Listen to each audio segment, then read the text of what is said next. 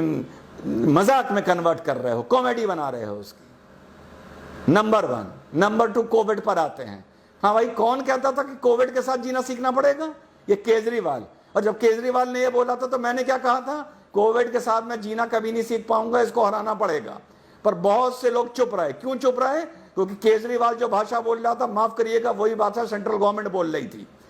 क्या ये कौन सा तरीका था कोविड के साथ जिलाओ? अब जियो दिल्ली में कोविड के साथ, जियो, दिमाग ठिकाने आ गए। कल का बयान देख लिया, 5 लाख हो जाएंगे, 3 लाख हो जाएंगे, 1.5 लाख बेड चाहिए, 1 लाख बेड चाहिए। 6,000 बेड में छींके आ गई। मुख्यमंत्री दिल्ली का झूठ बोल रहा है। मुकदमा होना चाहिए, सुप्रीम कोर्ट को सुओ मोटो कॉग्निजेंस लेना चाहिए। 20 दिन पहले बोल रहा था 50,000 पेशेंट्स को हम हैंडल करने के लिए तैयार हैं। 20 दिन बाद कह रहा है 3,000 बेड है और 250 हमारे पास वेंटिलेटर हैं। बाकी लोग कहां हैं? घर पर हैं। इस हिसाब से तो अगर मैं वहां का मुख्यमंत्री होता तो मैं कहता मैं 10 लाख पेशेंट्स को हैंडल करने के लिए तैयार हूं। 5,000 को एडमिट कर लूंगा और 9,95,000 को घर भेज दूंगा कि बेटा जाके घर में काढ़ा पियो। और जब सांस फूलने लगेगा और फोन करोगे तो एम्बुलेंस लेने आएगी नहीं, फिर वीडियो बना बना के वायरल करना। शर्म आनी चाहिए हम लोगों को। जिस देश की राजधानी में हमारा प्रधानमंत्री बैठा है, हमारा केंद्र स्वास्थ्य मंत्री बैठा है, एक मुख्यमंत्री बैठा है, एक लेफ्टिनेंट गवर्नर बैठा है, वहां पे लोग वीडियो बना बना के डाल रहे हैं कि हमारा दम घुट रहा है, मर रहे हैं, हमारे घर वाले मर रहे हैं, कोई जगह नहीं है हमारे एडमिट होने के लिए। और हम लोग कह रहे हैं हमें कोविड के साथ जीना सीखना पड़ेगा। अब लोग कहेंगे फेडरल स्ट्रक्चर वो राज्य है, वो केंद्र का जिम्मा नहीं है, वो इसका जिम्मा नहीं है। अरे किसी का जिम्मा हो, जिसके घर में कोविड आया होता है ना, और उसका बाप या उसका बच्चा या उसके बीवी मर रही होती है, और वो जब अस्पताल में फोन करता है तो उसको ये नहीं पता होता ये सेंट्रल गवर्नमेंट का अस्पताल है या स्टेट गवर्नमेंट का अस्पताल है, केजरीवाल के अंडर आता है या लेफ्टिनेंट गवर्नर के अंडर आता है। हम लोगों को शर्म आनी चाहिए। कोविड-19 की पूरी लड़ाई पॉलिटिकल एफिलिएशन को दिमाग में रख के लड़ी जा रही है। केंद्र सरकार को समर्थन करने वालों की इतनी हिम्मत नहीं है कि केंद्र सरकार की गलतियों पर उंगली उठाएं और बातमीज केंद्र सरकार से सवाल पूछें।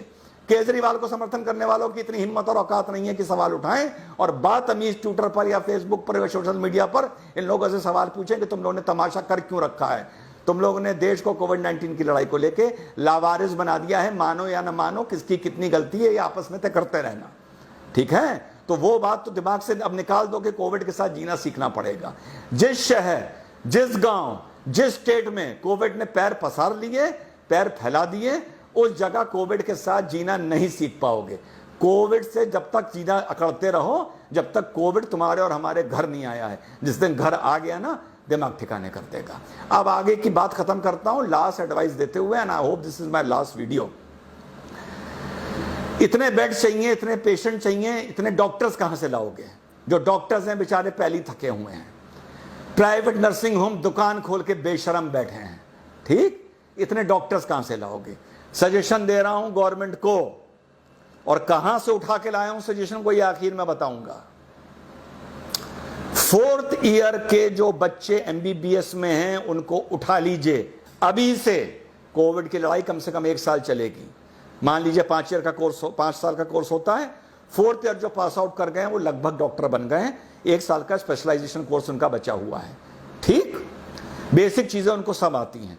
कोविड की लड़ाई में हमको स्पेशलाइज चीजें लेनी चाहिए। बीपी लेना, इंजेक्शन लगाना, दवाई देना, वेंटिलेटर लगाना, पल्स देखना, टेम्परेचर देखना, वगैरह वगैरह वगैरह।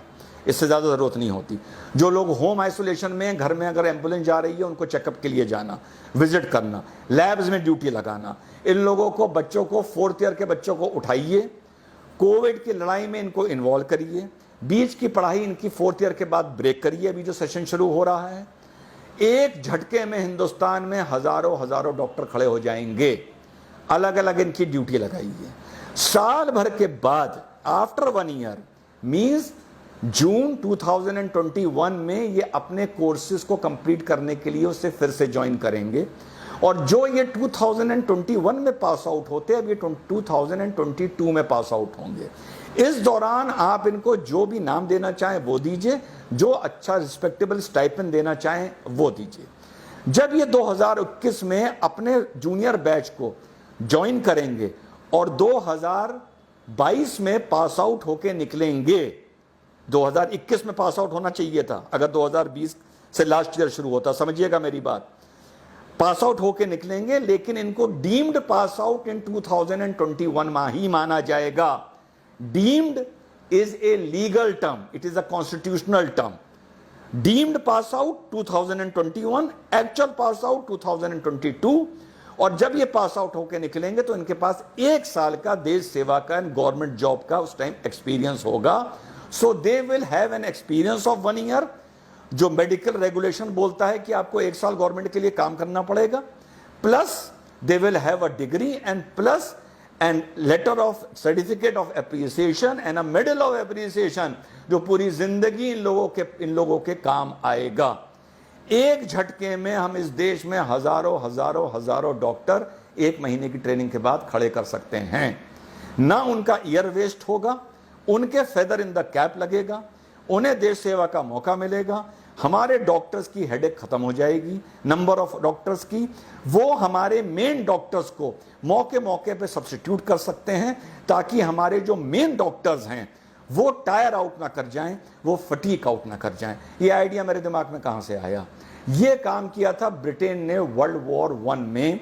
4th ईयर MBBS के बच्चों को उठा के 1 महीने की ट्रेनिंग दे के अलग अलग शहरों में उन लोगों को डिप्यूट कर दिया गया था, और पास आउट होने के बाद जो भी कॉमनवेल्थ था, उनकी कॉलोनीज थी, और 1 साल का उन्होंने शायद इनसे वर्क मांगा था।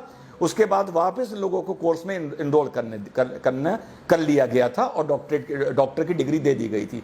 ये बात मुझे कैसे पता? मेरे दादाजी ब्रिस्टल मेडिकल कॉलेज इंग्लैंड से MBBS कर रहे थे। मैं रियल दादा, उनको भी 4th ईयर के बाद इसी तरह उठाया गया था। मिडिल ईस्ट में उनकी पोस्टिंग करी गई थी, इंडिया में भी उनकी पोस्टिंग की गई थी। 1 साल के बाद वो फिर से उन्होंने इंडियाई से अपना कोर्स कंप्लीट किया था। This was the out of box idea जो ब्रिटिशर्स ने इंप्लीमेंट किया था।